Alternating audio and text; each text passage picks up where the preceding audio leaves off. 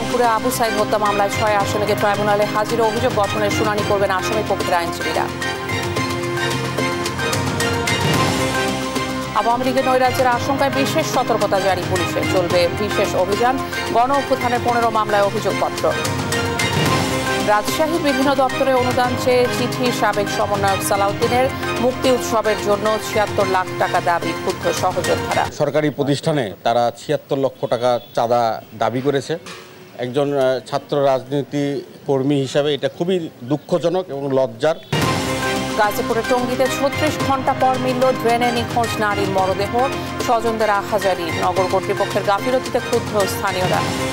Myanmar সীমান্তে প্রায় ঘটছে মাইন বিস্ফোরণ। 8 বছরে 5 বাংলাদেশের প্রাণহানি, আহত 1.5 শতাধিক, চরম আতঙ্কে সীমান্তবাসী।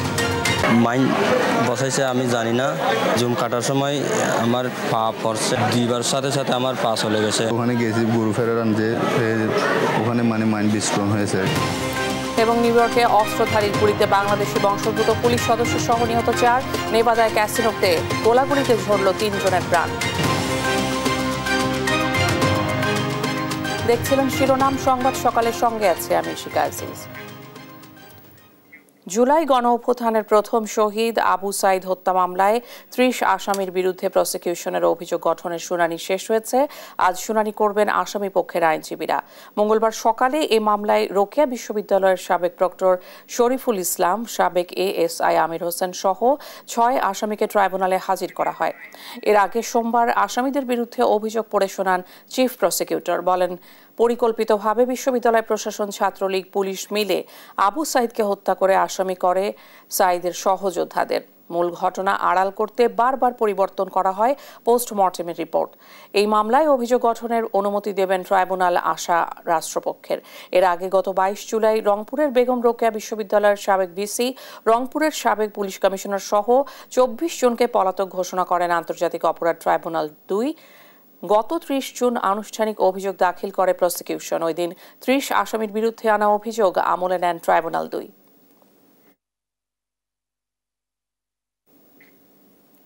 দর্শক, আন্তর্জাতিক অপরাধ ট্রাইব্যুনালে রয়েছেন সহকর্মী সাবরিনা মজুমদার। সাবরিনা, আসামি পক্ষের আইনজীবীদের শুনানি শুরু হয়েছে কিনা?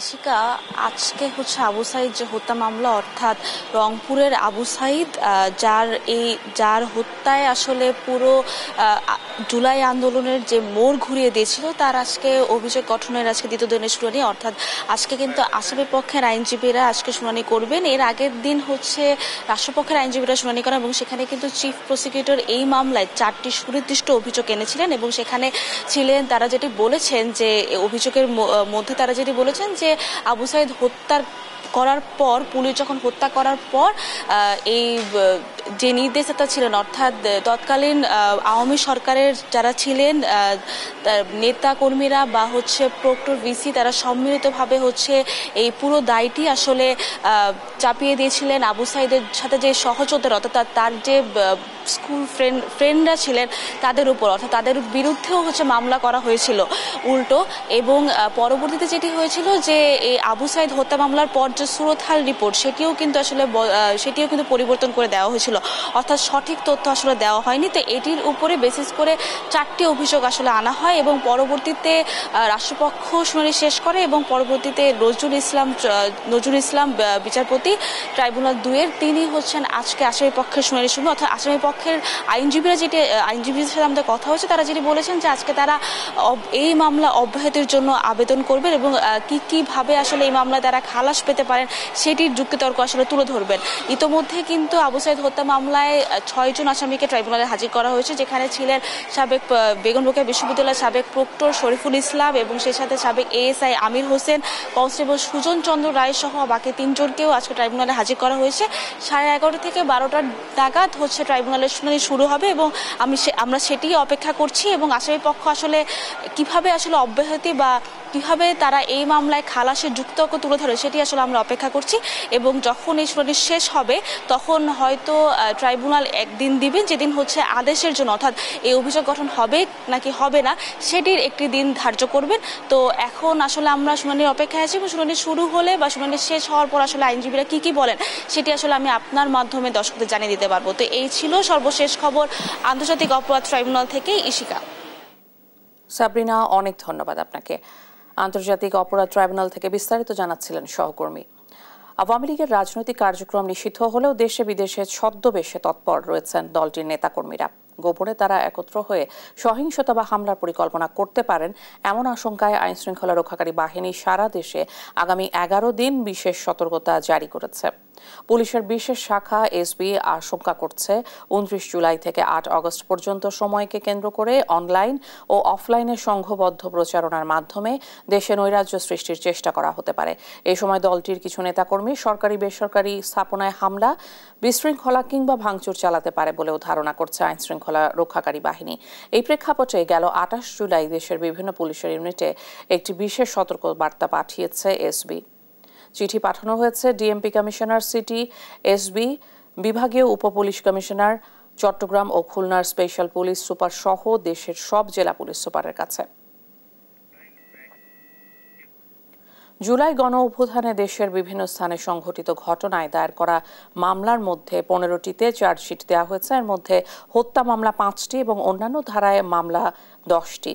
সোমবার রাতে পুলিশ সদর দপ্তর থেকে পাঠানো বিজ্ঞপ্তিতে এসব তথ্য জানানো হয়। এতে বলা হয়, চার্জশিটকৃত 5টি হত্যা মামলার মধ্যে 3টি মামলা শেরপুর ও একটি কুড়িগ্রাম জেলার এবং একটি চট্টগ্রাম মেট্রোপলিটন এলাকার। অন্যান্য ধারার 10টি মামলার মধ্যে ঢাকা মেট্রোপলিটন পুলিশের একটি ও বরিশাল মেট্রোপলিটন পুলিশের একটি এবং চাঁপাইনবাবগঞ্জের 3টি, সিরাজগঞ্জের 2টি ও পাবনা জেলার একটি এবং পুলিশ ব্যুরো অফ ইনভেস্টিগেশনের তদন্তাধীন মামলা 2টি। দায়ের হওয়া অন্যান্য মামলার তদন্ত কার্যক্রম শেষ করে অপরাধীদের বিচারের আওতায় আনতে বাংলাদেশ পুলিশ সচেষ্ট রয়েছে বলে বিজ্ঞপ্তিতে জানানো হয়। সরকারি বিভিন্ন দপ্তরে অনুদান চেয়ে চিঠি দিয়েছেন বৈষম্য বিরোধী ছাত্র আন্দোলনের রাজশাহী বিশ্ববিদ্যালয়ের সাবেক এক সমন্বয়ক। সালাউদ্দিন আম্মার নামের ওই সমন্বয়কের স্বাক্ষর করা চিঠি ভাইরাল যোগাযোগ মাধ্যমে। জুলাই 36 উৎসব করতে অনুদান চেয়ে চিঠি দেওয়ার কথা স্বীকার করেছেন ওই সমন্বয়ক। কাজী শাহেদের প্রতিবেদন। রাজশাহীর বিভিন্ন দপ্তরে অনুদান চেয়ে পাঠানো সমন্বয়কের চিঠি ভাইরাল হয়েছে সামাজিক যোগাযোগ মাধ্যমে। অর্গানাইজার জুলাই 36 মুক্তি উৎসব নাম দিয়ে ওই চিঠিতে স্বাক্ষর করেছেন বৈষম্য বিরোধী ছাত্র আন্দোলনের সাবেক সমন্বয়ক সালাউদ্দিন আম্মার। রাজশাহীর কমপক্ষে 70টি দপ্তরে এমন চিঠি দেওয়ার অভিযোগ পাওয়া গেছে। চিঠি পেয়ে এরই মধ্যে 2 লাখ টাকা দিয়েছে সিটি কর্পোরেশন। তবে এ নিয়ে কথা বলতে রাজি হননি এই কর্মকর্তা। এখন আমি সচিব কাজে আছি, আপনি একটু এই বিষয়ে প্রশাসক স্যারের সাথে কথা বলেন কিংবা হচ্ছে যে সংশ্লিষ্ট অন্যদের সাথে কথা বলেন। হ্যাঁ, সালাউদ্দিন আম্মারের একক স্বাক্ষরে অনুদান চেয়ে পাঠানো চিঠি নিয়ে প্রশ্ন তুলেছেন আন্দোলনের শরিকরা। রাজশাহী বিশ্ববিদ্যালয়েও একজন সমন্বয়ক বিভিন্ন প্রায় 70টা সরকারি প্রতিষ্ঠানে তারা 76 লক্ষ টাকা চাঁদা দাবি করেছে। একজন ছাত্র রাজনীতি কর্মী হিসাবে এটা খুবই দুঃখজনক এবং লজ্জার। ব্যাপারটা এমন দেখা গেছে যে এনসিপির একটা পকেট সংগঠন হচ্ছে বৈষম্য বিরোধী ছাত্র আন্দোলন, এবং বৈষম্য বিরোধী ছাত্র আন্দোলনের মাধ্যমে তাদেরকে হাতে রেখে মানে চাঁদাবাজির একটা নেটওয়ার্ক গড়ে উঠেছে। অতীতে দেখেছি যে ছাত্রলীগ, আওয়ামী লীগ আপনার 71-এর চেতনা বিক্রি করে বাংলাদেশে রাজনীতি করেছে। এখন আমরা দেখতে পাচ্ছি যে জুলাই আগস্টের চেতনা বিক্রি করে একদল চাঁদাবাজি করছে। সালাউদ্দিন আম্মারের দাবি, চাঁদা নয়, অনুদান চেয়ে চিঠি দেওয়া হয়েছে। এতে বিশ্ববিদ্যালয়ের ছাত্র উপদেষ্টারও স্বাক্ষর ছিল। একটা চিঠি, ওইটা একটা প্রপোজাল ছিল। রাজশাহী বিশ্ববিদ্যালয়ের ভিসি এবং ছাত্র উপদেষ্টার সিগনেচার দিয়ে একটা প্রপোজাল ছিল। ওই প্রপোজালের একটা পেজকে পাবলিশ করা হয়েছে। প্রোগ্রাম করব যেটার আয়োজনে ভিসি স্যারের সিগনেচার সহ রাজশাহী বিশ্ববিদ্যালয়ের একটা আয়োজন, এবং এই ফান্ডটাই হচ্ছে এই বিভিন্ন আয়োজনের ফান্ড দেওয়ার জন্য। নগর ভবন থেকে বিভিন্ন আমাদের রাজশাহী বিশ্ববিদ্যালয়ের বিভিন্ন ডিপার্টমেন্টাল প্রোগ্রামের জন্য এই ফান্ড থেকে বাজেট দেওয়া হয়। নগর ভবন থেকে আবেদন করলে তারা বাজেট দেয়, প্রপোজাল ঠিকঠাক মতো দিতে পারলে। তো এইটা যে এমন না যে চাঁদার জন্য চিঠি বা বিষয়টা এমন না। সিটি কর্পোরেশন ছাড়াও দেশের সব ব্যাংক ও আর্থিক প্রতিষ্ঠানকে এমন চিঠি দেওয়ার কথা স্বীকার করেছেন সাবেক এই সমন্বয়ক। কাজী শাহেদ, দেশ টিভি, রাজশাহী। আসন্ন নির্বাচন সুষ্ঠু করতে মাঠে থাকবে 60,000 সেনা। সেপ্টেম্বরে শুরু হবে 1.5 লাখ পুলিশ সদস্য নির্বাচন কেন্দ্রিক প্রশিক্ষণ। সোমবার প্রধান উপদেষ্টার কার্যালয়ে আইন শৃঙ্খলা পরিস্থিতি এবং বিভিন্ন বাহিনী নির্বাচন কেন্দ্রিক প্রস্তুতি সংক্রান্ত সভায় এই সিদ্ধান্ত হয়। ঝুঁকিপূর্ণ এলাকা চিহ্নিত করে নিয়মিত প্রতিবেদন পাঠানোর নির্দেশনা দেওয়া হয় বৈঠকে। পরে ফরেন সার্ভিস একাডেমিতে আয়োজিত সংবাদ সম্মেলনে এসব কথা জানান প্রধান উপদেষ্টার প্রেস উইং। মোহাম্মদ আলাউদ্দিনের রিপোর্ট। প্রধান উপদেষ্টা ডক্টর মোহাম্মদ ইউনূসের ঘোষণা অনুযায়ী আগামী ফেব্রুয়ারিতে হতে পারে ত্রয়োদশ জাতীয় নির্বাচন। এরই অংশ হিসেবে সোমবার প্রধান উপদেষ্টার কার্যালয়ে বসে আইন শৃঙ্খলা পরিস্থিতি এবং বিভিন্ন বাহিনী নির্বাচন কেন্দ্রিক প্রস্তুতি সংক্রান্ত সভা। পরিস্থিতি পর্যালোচনা করে আগামী নির্বাচন অবাধ ও নিরপেক্ষ করতে আইন শৃঙ্খলা বাহিনীকে নির্দেশ দেন প্রধান উপদেষ্টা। পরে ফরেন সার্ভিস একাডেমিতে এ নিয়ে সংবাদ সম্মেলন করে প্রধান উপদেষ্টার প্রেস উইং। প্রেস সচিব জানান, নির্বাচন সামনে রেখে সেপ্টেম্বরে শুরু হবে 1.5 লাখ পুলিশ সদস্যের প্রশিক্ষণ। স্ট্রাইকিং ফোর্স হিসেবে মাঠে থাকবে 60,000 সেনা সদস্য। এ নিয়ে সমন্বয় বাড়ানোর সিদ্ধান্ত হয়েছে বৈঠকে। 1.5 লক্ষ পুলিশের ট্রেনিং হবে ইলেকশনের বিষয়ে সেপ্টেম্বর থেকে আগামী মাসটা সেপ্টেম্বর, অক্টোবর এবং নভেম্বরে। সেনাবাহিনীর তরফ থেকে বলা হয়েছে যে প্রায় 60,000-এর মতো ট্রুপস এই নির্বাচনী ডিউটিতে থাকবেন। নির্বাচনের ঝুঁকিপূর্ণ এলাকাগুলো চিহ্নিত করার পাশাপাশি আইন শৃঙ্খলা বাহিনীকে নিয়মিত প্রতিবেদন পাঠাতে বলা হয়েছে। গুজব প্রতিরোধেও চলছে কাজ। যে জায়গাগুলোতে সমস্যা হতে পারে বলে আইন শৃঙ্খলা রক্ষাকারী বাহিনী মনে করে, সেই স্পটগুলোকে দ্রুত আইডেন্টিফাই করার কথা বলেছে। প্রশ্নের জবাবে প্রেস সচিব জানান, মার্কিন চার্জ দ্য অ্যাফেয়ার্সের সঙ্গে সাক্ষাতে সন্ত্রাসবাদের বিরুদ্ধে জিরো টলারেন্সের কথা জানিয়েছেন প্রধান উপদেষ্টা।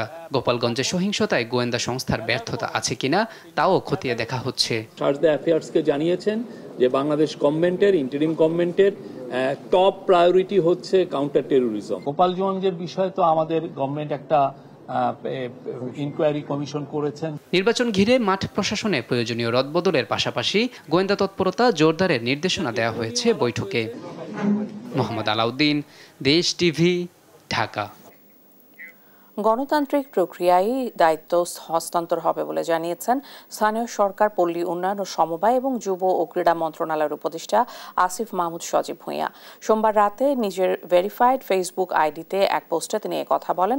আসিফ মাহমুদ লেখেন, একমাত্র গণতান্ত্রিক প্রক্রিয়ায় দায়িত্ব হস্তান্তর হবে। ক্ষমতায় যেই আসুক, অন্য কোনো উপায়ে ক্ষমতা দখলের ফন্দি ফিকির 5 অগস্টের মতোই প্রতিরোধের মুখে পড়বে। সব রাজনৈতিক দলের কাছে পৌঁছেছে জাতীয় সনদের খসড়া। 30 জুলাই দুপুর 12টার মধ্যে খসড়ার বিষয়ে দিতে হবে মতামত, জানিয়েছেন ঐকমত্য কমিশনের সহ সভাপতি অধ্যাপক আলী রিয়াজ। 5 কমিশনকে সংবিধানে সংযুক্তের সিদ্ধান্ত হয়েছে বলেও জানান তিনি। এ সময় 4 ভাগের 3 ভাগ রাজনৈতিক দল সরকারি কর্ম কমিশন ও দুর্নীতি দমন কমিশনের নিয়োগ কমিটি গঠনে একমত হলেও ঐকমত্যে পৌঁছেনি কিছু বিষয়। সাদ আহমেদের রিপোর্ট। ফরেন সার্ভিস একাডেমিতে জাতীয় ঐকমত্য কমিশনের দ্বিতীয় ধাপের 20তম বৈঠকে নির্ধারিত বিষয় ছিল সরকারি কর্ম কমিশন, দুর্নীতি দমন কমিশন, মহা হিসাব নিরীক্ষক ও নিয়ন্ত্রক ন্যায়পাল নিয়োগ এবং নারী প্রতিনিধিত্ব। আলোচনা শেষে কমিশনের সহ সভাপতি অধ্যাপক আলী রিয়াজ বলেন, জাতীয় সনদের খসড়া পৌঁছে দেওয়া হয়েছে। রাজনৈতিক দলগুলোকে 30 জুলাই দুপুর 12টার মধ্যে মতামত জানাতে অনুরোধ করা হয়েছে। আমরা আন্তরিকভাবে অনুরোধ করেছি রাজনৈতিক দলগুলোকে যেন তারা এই বিষয়ে আজকে রাতে প্রয়োজনীয় নীতি নির্ধারকদের সাথে কথাবার্তা বলে কতটুকু ছাড়, কতটুকু গ্রহণযোগ্যতা গ্রহণ করার জায়গায় তারা আসতে পারেন, তারা যেন সেই চেষ্টা করেন। আলোচনার শুরুতেই সাংবিধানিক ও সংবিধিবদ্ধ প্রতিষ্ঠানের নিয়োগ ইস্যুতে কমিশনের দেওয়া প্রস্তাব নির্বাহী ক্ষমতাকে অতিরিক্ত দুর্বল করবে উল্লেখ করে আলোচনা সাময়িক বয়কট করে বিএনপি। প্রত্যাশা অনেক, আমাদের নতুন পরিবর্তিত অবস্থায় জনপ্রত্যাশা এবং জন আকাঙ্ক্ষা পরিপূরণের জন্য আগামী দিনে নির্বাহী বিভাগের কাছে অনেক বেশি প্রত্যাশা, অনেক বেশি কার্যক্রম আশা করে যে নির্বাহী বিভাগকে অতিরিক্ত দুর্বল করার মধ্য দিয়ে রাষ্ট্রের সেই আকাঙ্ক্ষা, জনগণের সেই আকাঙ্ক্ষা পরিপূর্ণ হবে না। আরপিএসসি নিয়োগ দল নিরপেক্ষ করার প্রস্তাব করে জাতীয় নাগরিক পার্টি। দুদককে সাংবিধানিক প্রতিষ্ঠান আকারে অন্তর্ভুক্ত করা হলে রাজনৈতিক দলগুলো প্রতিষ্ঠানটির পরিবর্তন করতে পারবে না বলেও জানান এনসিপি সদস্য সচিব আক্তার হোসেন। সরকারি কর্ম কমিশন, পিএসসি, তাদের নিয়োগ প্রক্রিয়া সেটা যেন দলনিরপেক্ষ হয়, সেটা যেন সরকারি দল, বিরোধী দল সকলের একটা অংশগ্রহণের মধ্য দিয়ে হয়, সেই প্রস্তাবটাই আমরা করেছি। অন্যদিকে জামাতের নায়েবে আমির সৈয়দ আব্দুল্লাহ মোহাম্মদ তাহের বলেন, আগামী নির্বাচনে প্রথম এজেন্ডা থাকবে দুর্নীতিমুক্ত বাংলাদেশ। 4 ভাগের 3 ভাগ দল দুদককে সাংবিধানিক রূপ দিতে একমত বলেও জানান তিনি। নির্বাচনে প্রথম এজেন্ডায় থাকবে দুর্নীতিমুক্ত বাংলাদেশ। প্রায় 3/4 পার্টিও আজকে এটা সংবিধানে অন্তর্ভুক্ত করার ব্যাপারে কথা বলেছে। আর বাংলাদেশ বিপ্লবী ওয়ার্কার্স পার্টির নেতা সাইফুল হক বলেন, তত্ত্বাবধায়ক সরকারের অধীনে আগামী নির্বাচন হওয়ার পক্ষে তারা। বিপ্লবী ওয়ার্কার্স পার্টি সহ আজকের অধিকাংশ রাজনৈতিক দল এ ব্যাপারে তাদের সম্মতি এবং তাদের মতামত ইতিবাচকভাবেই তারা ব্যক্ত করেছেন। রাজনৈতিক দলগুলোর হাতে জুলাই সনদের খসড়া তুলে দিতে দ্রুত সময়ে ঐক্য গড়ার চেষ্টা চলছে বলে জানায় ঐক্যমত্য কমিশন। আমরা এটা রাজনৈতিক দলগুলোর কাছে পৌঁছাবার ব্যবস্থা করব। সাদ আহমেদ, দেশ টিভি, ঢাকা।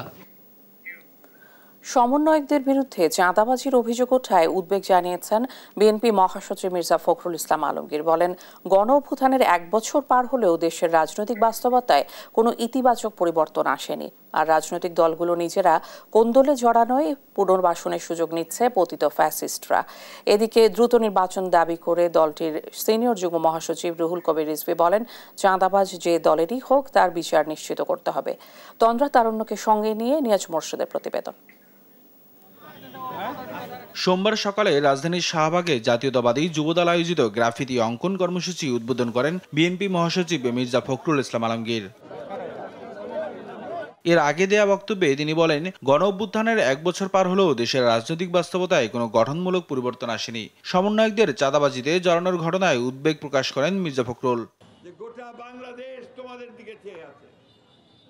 তরুণ যুবক যারা বদলে দিয়েছে, যারা পাল্টে দিয়েছে, সেই হাসিনার ক্ষমতাকে তাকে দূর করে দিয়েছে দেশ থেকে, তাদেরকেই তো এখন এই দেশ গড়ে তুলতে হবে।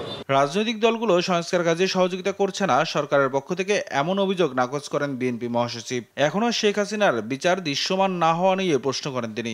বর্তমান সরকার যারা প্রতি মুহূর্তে সংস্কারের কথা বলছেন, রাজনৈতিক দলগুলোকে দোষারোপ করার চেষ্টা করছেন ইনডাইরেক্টলি, যে আমরা কোঅপারেট করছি না, কথাগুলো সঠিক নয়।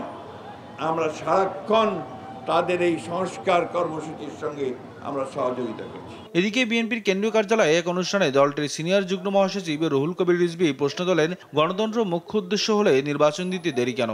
আসন্ন নির্বাচন মানুষ যাতে নির্ভয়ে করতে পারে, ভোটাররা যাতে নির্বিঘ্নে ভোট কেন্দ্রে যেতে পারে, সেই পরিবেশ তৈরি করার দায়িত্ব হচ্ছে অন্তর্বর্তী সরকারের। সম্প্রতি সমন্বয়ক পরিচয়ে চাঁদাবাজির প্রসঙ্গে তিনি বলেন, চাঁদাবাজ যে দলেরই হোক তার বিচার নিশ্চিত করতে হবে। নিয়াজ মোর্শেদ, দেশ টিভি, ঢাকা। মাওলানা ভাসানী ছিলেন কৃষক, শ্রমিক ও মেহনতি মানুষের রাজনীতিবিদ বলে মন্তব্য করেছেন জাতীয় নাগরিক পার্টি এনসিপির আহ্বায়ক নাহিদ ইসলাম। সোমবার রাত 11টায় টাঙ্গাইলে মাওলানা ভাসানীর মাজার জিয়ারত শেষে সাংবাদিকদের তিনি এসব বলেন। নাহিদ বলেন, ভাসানী ছিলেন একজন দূরদৃষ্টি সম্পন্ন নেতা। তাঁর আদর্শে অনুপ্রাণিত হয়ে জাতীয় নাগরিক পার্টি গঠিত হয়েছে। একটি বৈষম্যহীন বাংলাদেশ গড়ার লক্ষ্যে তার পথ অনুসরণ করে এগিয়ে যেতে চায় এনসিপি। ভাসানীকে বাংলাদেশের অন্যতম ফাউন্ডিং ফাদার ও জাতীয় নেতা হিসেবে উল্লেখ করেন নাহিদ। মাওলানা ভাসানী ছিলেন কৃষক, শ্রমিক, মেহনতি মানুষের রাজনীতিবিদ। বাংলাদেশের রাজনৈতিক ইতিহাসে যিনি একই সাথে ব্রিটিশ উপনিবেশের বিরুদ্ধে, পিন্ডির আধিপত্যবাদের বিরুদ্ধে এবং দিল্লির আধিপত্যবাদের বিরুদ্ধে লড়াই করেছিলেন, এবং মাওলানা ভাসানী ছিলেন বাংলাদেশ রাষ্ট্রের, বাংলাদেশের এই জনগোষ্ঠীর রাজনৈতিক জনগোষ্ঠী হিসেবে বিকাশের অন্যতম স্থপতি। জুলাই পদযাত্রার অংশ হিসেবে টাঙ্গাইলে পথসভা করবেন জাতীয় নাগরিক পার্টি এনসিপির নেতারা। সেখানকার পরিস্থিতি জানাতে সরাসরি যোগ দিচ্ছেন সহকর্মী অভিজিৎ ঘোষ। অভিজিৎ, পদযাত্রা ঘিরে সেখানকার সর্বশেষ পরিস্থিতি কেমন দেখছেন, আর নেতাকর্মীদের উপস্থিতি কেমন? ইশিকা, আপনি জানেন যে টাঙ্গাইলে আজকে এনসিপির পদযাত্রা রয়েছে এবং এই উপলক্ষে শহরের নিরালা মোড় এলাকাতে একটি মঞ্চ তৈরি হয়েছে। এখন পর্যন্ত এনসিপির নেতাকর্মীরা সেই মঞ্চে এসে পৌঁছায়নি। তবে গতকাল রাতে এই এনসিপির যে আহ্বায়ক নাহিদ ইসলাম সহ অন্যান্য নেতাকর্মীরা টাঙ্গাইলে এসেছেন এবং রাতের বেলায় তারা মাওলানা ভাসানীর মাজার জিয়ারত করেছেন এবং আজকে সকাল 11টার দিকে এই পদযাত্রা শুরু হবে। টাঙ্গাইলের যে হেলিপ্যাড রয়েছে সেই হেলিপ্যাড থেকে শুরু হবে এবং এখন পর্যন্ত এই মঞ্চটিতে নেতাকর্মীদের উপস্থিতি নেই। এবং আপনি জানেন যে এই পদযাত্রাকে কেন্দ্র করে এই টাঙ্গাইল শহরে প্রায় 9 শতাধিক পুলিশ সহ আইন শৃঙ্খলা রক্ষাকারী বাহিনী মোতায়েন করা হয়েছে যে কোনো অপ্রীতিকর ঘটনা এড়াতে। এবং এর পাশাপাশি বাংলাদেশ সেনাবাহিনী, র্যাব সদস্যরাও কিন্তু রয়েছে এই নিরাপত্তার জন্য। এবং আপনি জানেন যে এই নিরালা মোড়ে যেহেতু এই পদযাত্রার মঞ্চ তৈরি হয়েছে, সেই নিরালা মোড়ের আশপাশের এলাকাগুলোতে বিধিনিষেধ জারি করে হয়েছে এবং পুলিশ বলছেন যে যে কোনো বিষয়ে তারা আইন শৃঙ্খলা বাহিনী যাতে দায়িত্ব পালন করে সেক্ষেত্রে তারা যথাযথ পদক্ষেপ নিয়েছেন। এবং এনসিপির নেতাকর্মীরা হয়তো বেলা 11:30টার মধ্যে এই মঞ্চটিতে আসবেন এবং তারা সেখানে বক্তব্য রাখবেন। এবং এই এনসিপির প্রোগ্রামকে কেন্দ্র করে এই টাঙ্গাইল জুড়েই নেতাকর্মীরা তারা আসতে শুরু করেছেন এবং সার্কিট হাউস যে রয়েছে সেই সার্কিট হাউসের যারা 1 থেকে 10 পর্যন্ত যে ঊর্ধ্বতন নেতাকর্মী যারা তারা রয়েছেন, এছাড়া অন্যান্য নেতাকর্মী টাঙ্গাইল শহরে একটি হোটেল রয়েছে সেই হোটেলে অবস্থান করছেন। এবং সব মিলে এই শহরের এখন পর্যন্ত এই এনসিপির প্রোগ্রামের যে নিরালা মোড়ের কার্যক্রম সেটি এই মঞ্চ তৈরি হয়েছে, নেতাকর্মীরা এখানে আসছেন এবং তারা বলছেন যে এইবারের যে পদযাত্রা সেটি অন্যান্য ইয়েতে যে জুলাই অভ্যুত্থানের যে আকাঙ্ক্ষা এবং বৈষম্যহীন বাংলাদেশ গড়ার লক্ষ্যে তারা কাজ করবেন। আর এই এনসিপি প্রোগ্রামকে কেন্দ্র করে এই সার্কিট হাউসে গতকাল রাত থেকেই নেতাকর্মীরা ভিড় করেছেন এবং আমরা জানতে পেরেছি যে এনসিপির নেতাকর্মীরা তারা এই যে শহীদ জুলাই যারা নিহত হয়েছেন তাদের পরিবারের সাথে তারা কথা বলবেন। এই ছিল টাঙ্গাইলের এনসিপি পদযাত্রা নিয়ে আমার কাছে সর্বশেষ। ইশিকা। বাংলাদেশ মিয়ানমার সীমান্তে বান্দরবানের নাইখংছড়ি এবং কক্সবাজারের উখিয়া ও টেকনাফের বিভিন্ন পয়েন্টে প্রায়ই ঘটছে মাইন বিস্ফোরণের ঘটনা। গত 8 বছরে মাইন বিস্ফোরণে 5 জন নিহত এবং অর্ধশতাধিক আহতের ঘটনা ঘটেছে। এ নিয়ে স্থানীয়দের মধ্যে বিরাজ করছে আতঙ্ক। সীমান্তে চলাচলে সতর্ক থাকতে বলেছে বিজিবি। আহতরা বলছেন আগে সীমান্তের নিয়ন্ত্রণ মিয়ানমারের জান্তা সরকারের হাতে থাকলেও তা এখন বিদ্রোহী গোষ্ঠী আরাকান আর্মির হাতে। আব্দুর রহমানের পাঠানো তথ্য ও ছবিতে আরো জানাচ্ছেন আলী আকাশ। বাংলাদেশ মিয়ানমারের সীমান্তবর্তী এলাকায় বিশেষ করে বান্দরবানের নাইখাংছড়ির বিভিন্ন পয়েন্ট এবং কক্সবাজারের উখিয়া ও টেকনাফের বিভিন্ন পয়েন্টে প্রায়ই ঘটছে মাইন বিস্ফোরণের ঘটনা। মিয়ানমারের রাখাইন রাজ্যে চলমান সংঘাতময় পরিস্থিতিতে মাইন বিস্ফোরণের ঘটনা বেড়ে যাওয়ায় সীমান্তবর্তী জনগোষ্ঠীর মধ্যে আতঙ্ক ও উদ্বেগ বেড়েছে। 2017 সালে ব্যাপক হারে রোহিঙ্গা অনুপ্রবেশের পর থেকেই মাইন বিস্ফোরণের ঘটনা উল্লেখযোগ্য হারে বেড়ে যায়। গত 8 বছরে 5 জন নিহত এবং অর্ধশতাধিক পা হারানো সহ নানাভাবে আহত হয়েছে। নাইখাংছড়ি উপজেলার 22 ফাঁড়ি, ঘুমধুম, তমরু, চাকঢালা, আশারতলি, জামছড়ি, ফুলতলি ও জারুলিয়াছড়ি এলাকায় মাইন বিস্ফোরণের ঘটনা বেশি ঘটেছে। বিপদ জেনেও লোকজন কৃষিকাজ, কাঠ ও বাঁশ সংগ্রহ সহ জীবিকার প্রয়োজনে ঝুঁকি নিয়ে সীমান্তের 0 পয়েন্টে যাচ্ছেন। আহতরা বলছেন আরাকান আর্মি বাংলাদেশের সীমান্তেই মাইন পুঁতে রাখে। মাইন বসাইছে আমি জানি না, জুম কাটার সময় আমার পা পড়ছে, 2 বার সাথে সাথে আমার পা চলে গেছে। বাংলাদেশের অভ্যন্তরে ওরা আরাকান আর্মি মাইন বসে রাখছে, তখন আমার খামারে গরু ছিল, গরু নিতে গিয়ে ওই যে মাইন পা রাখে মাইন বিস্ফোরণ হয়েছে। 0 পয়েন্টে আমি গরু মানে ওখানে গরু গাছ আছে, আমরা গরু সাইডে দিয়ে গরু ফেরে আনতে গিয়ে মানে কি ওখানে যে মানে কাটার তারে বেড়ার এই পাশে ওখানে মাইন ফুটিয়ে দিয়েছে, আমরা জানি না। এর আগে তো মানে ভালো ছিল, হঠাৎ করে ওখানে গেছি গরু ফেরে আনতে, ওখানে মানে মাইন বিস্ফোরণ হয়েছে আর কি। সীমান্তের ঝুঁকিপূর্ণ পয়েন্টে জরুরি প্রয়োজন ছাড়া না যাওয়ার পরামর্শ বিজিবি ও প্রশাসনের। সীমান্তের কাছে এই ধরনের মাইন পুঁতে রাখা আছে মায়ানমারের অভ্যন্তরে। আমরা কেন যাচ্ছি? যে ছেলেটা আজকে তার পা হারালো, সে সারাটা জীবন সাফার করবে, কষ্ট করবে। এই কষ্টের দায়ভার কার? আমি সবাইকে বলে রেখেছি যে যখন যেইভাবে পাবা বা পাবেন বোঝাবেন, সীমান্তের কাছে যাওয়া যাবে না। আমার বাংলাদেশের সীমানাটা কোথায় শেষ হচ্ছে আমরা যারা বর্ডার এলাকাতে থাকি তারা প্রত্যেকেই জানি।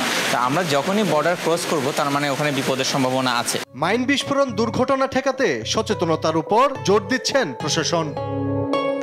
আলী আক্কাস, আকাশ, নিউজ ডেস্ক, দেশ টিভি। গাজীপুরের টঙ্গীর বিসিক শিল্পনগরী এলাকায় ড্রেনে পড়ে নিখোঁজ হওয়া ফারিয়া তাসনিম জ্যোতির মরদেহ উদ্ধার হয়েছে ৩৬ ঘণ্টা পর। মঙ্গলবার সকাল ৯টার দিকে গাজীপুরে এলাকার একটি বিলে কচুরিপানার নিচ থেকে তার মরদেহ উদ্ধার করে ফায়ার সার্ভিস। রোববার সন্ধ্যার দিকে বৃষ্টির সময় টঙ্গীর বিসিক এলাকায় রাস্তা পার হওয়ার সময় স্ল্যাববিহীন একটি ড্রেনে পড়ে যান ওই নারী। তিনি পা পিছলে পড়ে গিয়ে পানির তীব্র স্রোতে দ্রুত ম্যানহোলের ভেতরে তলিয়ে যান। ঘটনার পরপরই টঙ্গী ফায়ার সার্ভিসের একটি দল উদ্ধার অভিযানে নামে। পরদিন ঢাকা থেকে আসা ফায়ার সার্ভিসের ডুবুরি দলও যুক্ত হয়। টঙ্গী বিসিক এলাকার ম্যানহোল থেকে শুরু করে পাশের খাল, ড্রেনের বিভিন্ন অংশে তল্লাশি চালানো হয়। এদিকে রক্ষিত ড্রেনেজ ও জলাবদ্ধতা নিয়ে নগর কর্তৃপক্ষের প্রতি ক্ষোভ জানান স্থানীয়রা। সবকিছু মিলিয়ে আজকে তৃতীয় দিনের মাথায় আমরা এই টঙ্গীর এই বাস ধরার পিছনে যে বিল আছে, বিলের মধ্যে আমাদের ঢাকা থেকে ডুবুরি টিম আগত, তাদেরকে নিয়ে টঙ্গী ডুবুরি টিম এর ভিতরে নেমে পড়ে এবং নামার সঙ্গে সঙ্গে আমরা কচুরিপানার ভিতরে লাশটি পেয়ে যাই।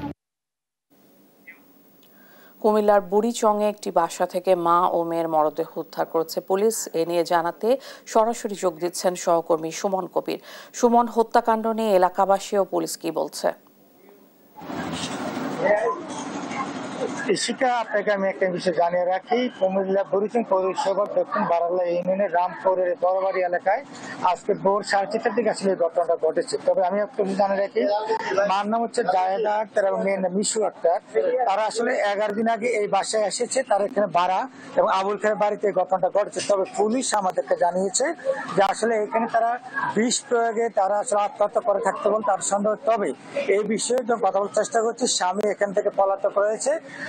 আবার এলাকাবাসী জানিয়েছে তারা এখানে যে জিএন ফুটওয়্যার আসলে চাকরি করতো মা জায়েদা আক্তার এবং মেয়ে যে মিশু আক্তার ছিল 15 থেকে 16 বছর, এবং আরেক মেয়ে আছে ছোট কন্যা 8 থেকে 10 বছর বয়স। তবে এলাকাবাসী জানাচ্ছেন তারা নতুন আসছে ফেনী থেকে এবং জয়নগর তাদের বাড়ি, এবং পুলিশ আসার পরে ঘটনাস্থল থেকে লাশ উদ্ধার করে এখন তাদেরকে নেওয়া হয়েছে ময়নাতদন্তে। এবং আমি একটা জানা রাখি, কুমিল্লার দেবপুর থানার অফিসার আমাদেরকে জানিয়েছেন আসলে খবর পাওয়ার সাথে তারা এসেছেন এবং এতে 2 জনের লাশ উদ্ধার করে এখানে নেওয়া হয়েছে ময়নাতদন্তের জন্য। তবে এলাকাবাসী আমাদেরকে এই বিষয়ে একটা তথ্য দিয়েছেন, তারা আসলে নতুন এসেছে, আজকে 10 থেকে 12 দিন এসেছে, এখানে ভাড়াটিয়া হিসেবে এসেছেন। এবং যে আবুল খায়ের আসলে উনিও পুলিশের সাথে গিয়েছেন এবং আমাদেরকে জানিয়েছেন যে কুমিল্লার যে বুড়িচং যে পৌরসভার রামপুরে যে বড় বাড়ি আবুল খায়ের বাড়িতে যে ঘটনাটা ঘটেছে দ্বিতীয় ভিতরের ঘটনা, এবং মেয়েটার বয়স 15 থেকে 16 বছর, যার বয়স মিশু আক্তার বয়স, আর তার মা হচ্ছে জায়েদা আক্তার, যার বয়স 32 থেকে 35 বছরের মধ্যে রয়েছে।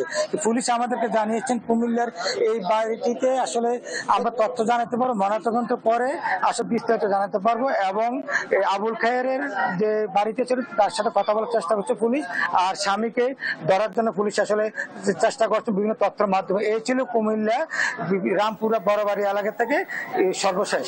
ইশিকা।